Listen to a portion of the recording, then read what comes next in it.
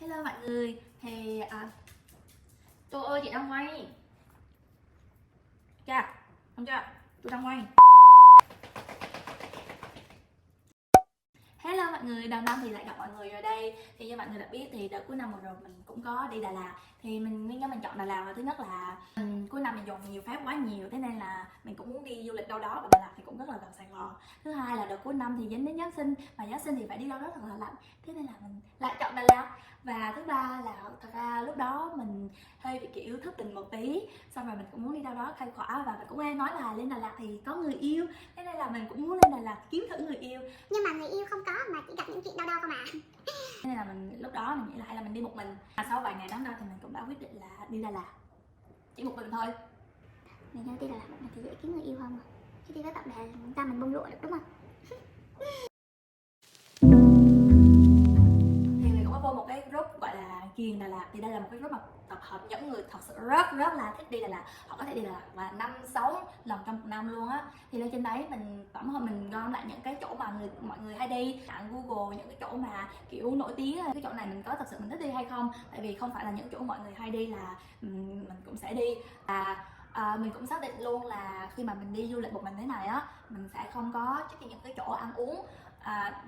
Tại vì là thường mình đi du lịch đó, mình khi mà mình chú tâm đến chuyện ăn uống lắm, nói chung là mình đi thật là mệt, xong rồi mình về mình sẽ ghé vào quán nào đó, nên là những cái chỗ ăn uống thì mình không có tìm hiểu nhiều. Đà Lạt thì cũng có rất là nhiều quán cà phê đẹp, thế nên là mình cũng có muốn đi. Thì cái khoảng ở giữa là buổi trưa á, thì mình nghĩ là mình sẽ đi quán cà phê, tiện thể là ăn uống, tiện thể nghỉ ngơi và check in luôn. Nói chung là cũng khá ok, là cái kế hoạch mình nghĩ là như vậy. Thì tại vì là mình đi một mình đó, nên là mình cũng muốn là cái kế hoạch nó cụ thể hơn một tí.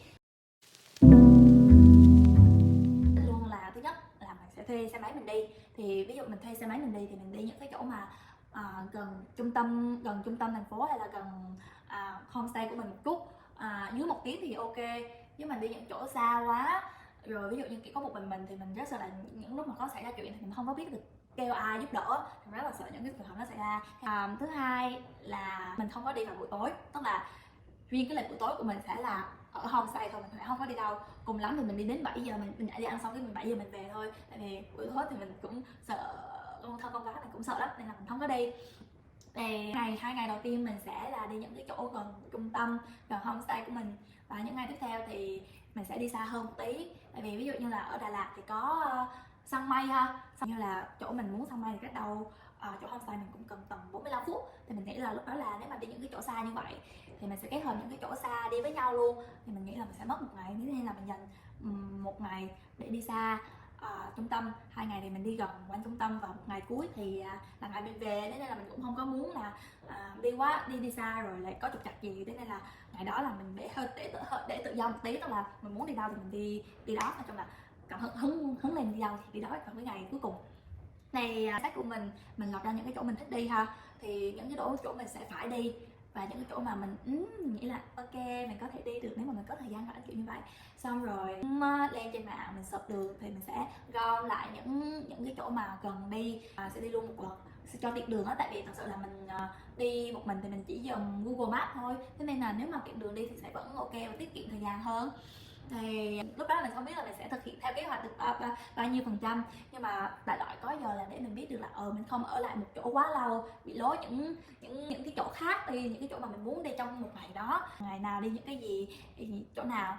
Thì mình đã có một list ở đây, một list như vậy, và mình chỉ có theo như vậy mà mình đi thôi.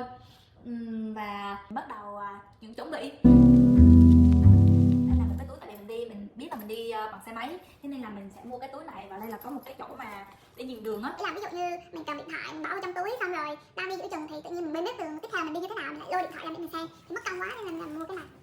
Túi để cho dân đi phượt, nhưng thật sự mình không phải đi phượt đâu. Đây. Và thứ hai là mình cũng có mua một cái tripod để mình chụp ảnh. Tại vì mình chụp một mình mà, nên là mình phải cầm theo cái tripod của mình thì chỉ có 1m50 thôi. Nhưng mà mình nghĩ nếu mà chụp một mình thì mình nên mua một cái tripod nó dài hơn một tí thì sẽ chụp được người mình. Thì quần áo thì mình sẽ chuẩn bị theo gọi là theo cái nơi mình tới. Thì ví dụ như là sau khi mà mình đã có được một cái kế hoạch là ngày nào mình đi đâu chẳng hạn, thì mình sẽ bắt đầu mình lên Instagram và thử là mọi người chụp ảnh như thế nào, mang đồ như thế nào, thì mình cũng sẽ lựa đồ theo. Tại vì thật sự luôn là mình chụp một mình ý, và nên là cũng không có ai canh góc rồi ai canh giá cho mình, thì những cái kiểu giá mà mình muốn chụp mình sẽ lưu lại. Đây là những cái bộ đồ mà mình mang theo trong 4 ngày mình đi Đà Lạt. Sau khi kế hoạch thì còn chần chờ gì nữa, lên đường và đi Đà Lạt thôi.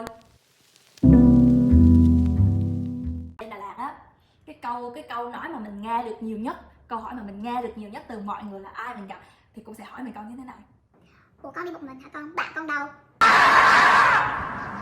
Trời ơi mọi người, Đà Lạt đâu phải là chỉ chỗ cho cặp đôi, cho nhóm bạn đâu. Một thân một mình cũng đi được mà. Với những người thất tình có một mình thì đi đâu? Đi Đà Lạt cũng vui mà, đúng không? Tại sao phải là đôi, phải có cặp, phải kiểu giống như phải có nhóm bạn để đi một mình cũng được, ok? Thật sự là lúc mà ngày đầu tiên mình lên Đà Lạt thì mình đã cảm thấy là Đà Lạt mình không có duyên với Đà Lạt ấy, mình dỗi Đà Lạt, mọi người hiểu không? Mình dỗi, mình rất là dỗi. Tại vì thứ nhất là đây là mình kể kỷ niệm cho mọi người nghe, thì nếu mà mình lái xe để mình đi về khách sạn để mình check-in á thì xe hết bình điện mọi người. Xe hết bình điện là kiểu mọi người thật sự là mình cảm thấy là người dân ở Đà Lạt thì mọi người rất là thân thiện luôn. Mọi người thấy mình như vậy mọi người cũng lại, mọi người hỏi là ủa có vấn đề gì mọi người giúp được không, kiểu đại loại như vậy. Thì mọi người sau khi mọi người xem xét thì mọi người bảo là xe hết bình rồi, mọi người cũng chỉ cho mình cái chỗ để kiểu sạc bình xe. Nó hơi xa, mọi người cũng bảo là hơi xa mà mình dắt bộ thì cũng mệt. Với xong cái mình nghĩ là thôi hay là mình dắt bộ về nhà, về homestay đi. Thì mình sang Google là phải mất đến 20 phút mình dắt bộ. Mà mọi người có biết không, đường Đà Lạt nó không phải là đường bằng phẳng đâu, nó là đường dốc biết. Mà mọi người thân một mình con gái như mình dắt xe, mình dắt lên những cái dốc chẳng mong là mình dắt ấy, đoạn dốc cuối cùng thì nó hơi cao, nó như thế này luôn à, giống nó dựng như thế này luôn á, là kiểu mình không có dắt lên nổi, sức của mình không có dắt lên được luôn. Thì lúc đó là mình đứng ở đường, mình đứng ở vỉa hè, xong chặn xe họ lại luôn, đẩy xe mình lên. Thật sự là bởi vậy mình mới nói là dân Đà Lạt rất là thân thiện, rất là nhiệt tình giúp đỡ luôn á. Thì mình ở chỗ cái homestay này thì cũng khá là nice. Thì homestay này tên là Nomini Homestay, thì cái này là bạn mình giới thiệu và thì khá là ok, và cũng có phòng vệ sinh trong phòng, và cái view cảnh vườn thì thật sự rất là đẹp. Tại vì cái view đấy mà mình chấp nhận mình bỏ thêm nhiều tiền hơn một tí để mình ở, nhưng mà đẹp. Thì thật sự nói nữa mình cũng dỗi Đà Lạt, đó là lúc mà mình đi á thì những cái chỗ mình muốn đi thì nó đóng cửa, tạm thời đóng cửa. Ok, mình không có duyên với Đà Lạt mà thôi, nói chung là do ở đó. Và ví dụ như tiếp theo là mình đi săn mây đi, mình đi săn mây ha, không có mây. 何？お前はもう死んでいる。 Lại gặp thêm một chuyện nữa, đó là trời ơi mọi người, mình đi xe Vision, đi xe Daya, kinh nghiệm xe máy của mình thì chưa đến được 1 năm đâu, mà đó đi lên một cái đồi như vậy, cái dốc như vậy, mình đi lên, mình nghĩ đó, lúc đó mình nghĩ là ồ hay là đây cái đường mà mọi người hay đi. Đây là một cái suy nghĩ ngây thơ, cái đường hay đi, cái đường nghĩ sang cái đường hay đi là cái đường mà một bên đồi, một bên là dốc, một bên là đồi, một bên là vực. Duh. Lúc đó khi mà mình lên được một cái đoạn bằng phẳng hơn thì mình gặp một cái chú nông dân. Chú bảo với mình là mình đi đồi Đa Phú là đi đâu, đi đường nào, thì chú cũng có chỉ. Cái xong cái gì mặt mình kiểu ngơ quá, cái chú kêu là thôi chú dẫn đi. Thì mình đi theo thì mình tới nơi thì không có ai hết, là mình cảm thấy là mình đi sai chỗ, mình đi xuống đồi lại á, mình không có đi đường lúc này. Thì lúc mà mình đang đi xuống dốc á, mình phanh không kịp, đất cát cũng xịn nữa, thế là mình ngã, tiếp tục ngã lần nữa. Lần này á là hoàn toàn cái xe đổ lên người mình luôn, thật sự luôn. Là lúc đó là xe rất là nặng, mà tại vì đang vẫn ở cái đoạn dốc á, nên là lúc cái lấy cái xe lên rất là khó khăn luôn. Cái là mình phải kiểu mình kéo mình lên hết từng chân một, mình lên hết từ cái tay rồi cái chân của mình ra. Thì sau này hôm đó là cái tay chân của mình kiểu thông hết toàn bộ luôn.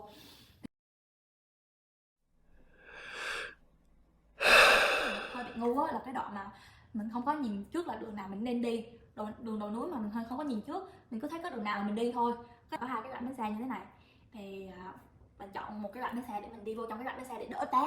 Hai bên là đều có đất cát, trong rãnh cũng xong. Giữa 2 cái bánh xe thì cũng có một cái đường thẳng, đường bằng phẳng hơn, nhưng mà mình không dám đi cái đường đó, tại vì mình nghĩ là nếu mà đi cái đường đó rồi lỡ mà cái bánh xe nó lệch đi một tí là mình rớt xuống luôn cái rãnh, mà ngã xe cái là mình không có làm được gì hết, mình không có kéo lên xe lên được nữa.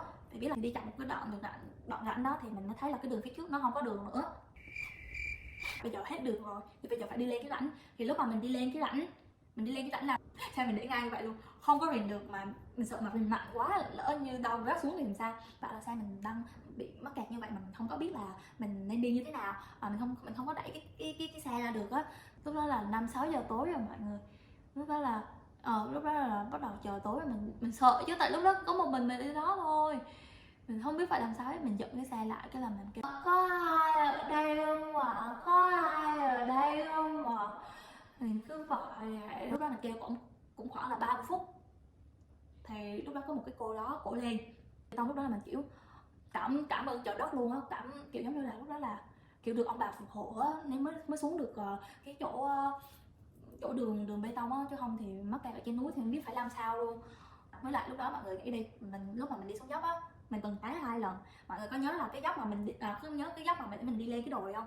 Lúc mà mình đi lên cái đồi á, mà cái dốc đó là một bên núi một bên vực á, thật sự lúc mà mình không biết, mình phanh không kịp hay đại loại là mình bị xìa bánh đi mà mình ngã, chắc chắn luôn là mình rớt xuống vực luôn á mọi người.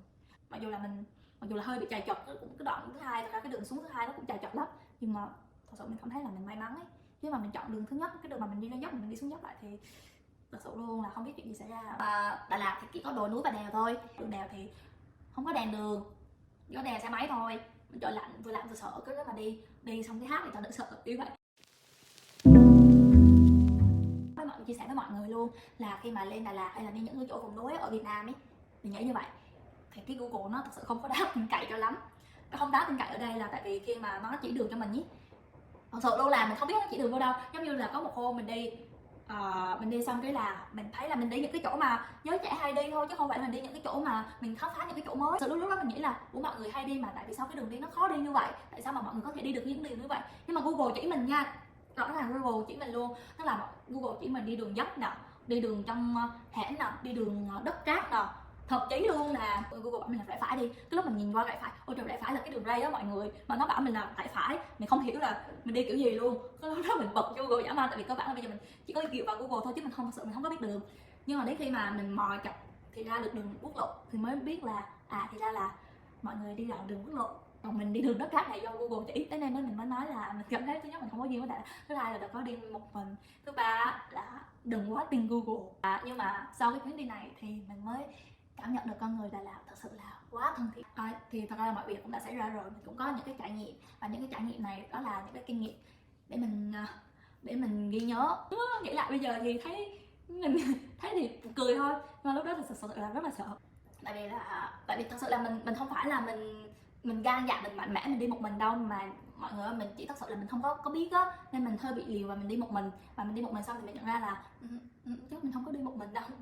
nếu như có lần sau lên Đà Lạt chắc chắn mình sẽ không đi một mình nữa. Thế nên là đợt đi Đà Lạt này mặc dù là hơi bị trầy trật một chút, nhưng mà mình vẫn cảm thấy là vui, mình cũng cảm thấy là ok, nếu mọi người rủ mình đi Đà Lạt nữa thì mình vẫn ok, mình sẽ đi. Clip đi Đà Lạt của mình. Hẹn mọi người vào dịp sau, bye bye.